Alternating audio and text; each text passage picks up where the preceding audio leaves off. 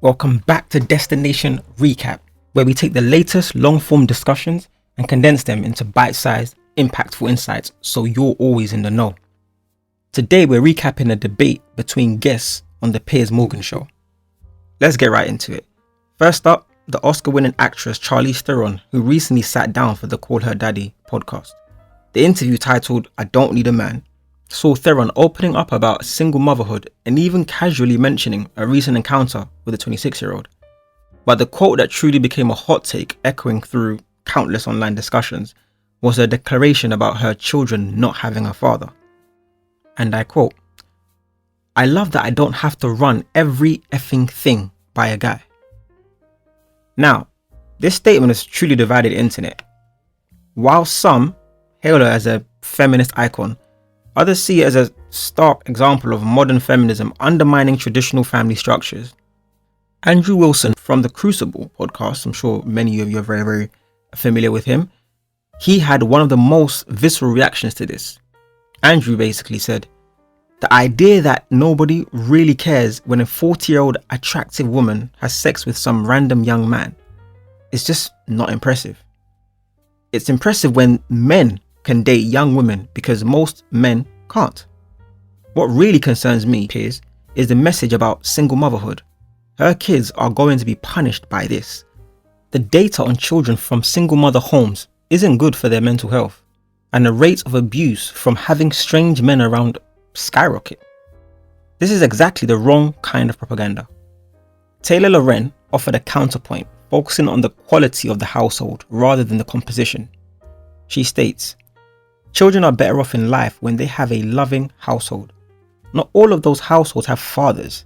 They're lesbian parents and other arrangements. It's about providing a loving environment, and that doesn't always have to be a cisgender man. Many studies about single mother households often overlook the economic disparities women face, which contribute to these challenges." Jedediah Bila weighed in, stating that this isn't complex. Children thrive with a mum and dad because men and women bring distinct vital elements to their upbringing. They need both role models. Charlize, despite her wealth, is pushing an incredibly selfish narrative to young women that you should aim to be a single mum because you don't have to deal with a man. Her kids ultimately will bear the brunt of that. Ernest Owens says, "I see a double standard here. Older men dating younger women all the time, and it's barely a blip on the radar. The shock around Charlize is because women her age aren't often given the public liberty to do the same. If it's about consent and respect, then why the outcry when a woman does it?" Moving on to another truly controversial take that grabbed headlines. Lily Allen's strikingly candid comments about abortion. She provocatively stated that she's had a few and couldn't even recall the exact number, estimating 4 or 5. Piers Morgan expressed strong disapproval, stating, "I believe in a woman's right to choose, but I'm against women talking about it so glibly. It trivializes abortion, which should always be treated as a serious matter." This sentiment echoed widely, with many feeling her nonchalant attitude crossed the line. Taylor mentioned normalizing the idea of having an abortion is overwhelmingly a good thing, especially with the challenges women face in accessing care in America. However, he agreed that they shouldn't normalize having 5 abortions and talking about it like it's a casual event. There's a difference. Andrew weighed in. He said that this isn't just glib. This is them effectively saying, "I just totally murdered 5 of my kids." It demonstrates an utter lack of humanity and concern for life. Women are supposed to be the more empathetic sex, yet when they are wield power over vulnerable life, they extinguish it. It's genuinely disgusting to most normal people. This kind of talk should carry a stigma. It's sick and pathetic. Ernest says he agreed with Lily Allen, but her delivery wasn't ideal. For those who oppose abortion, you're using an extreme example to invalidate the entire argument for a woman's right to choose. Abortions are happening, and for many, it's not about politics. It's a personal decision. The issue is sometimes just about the optics of the discussion.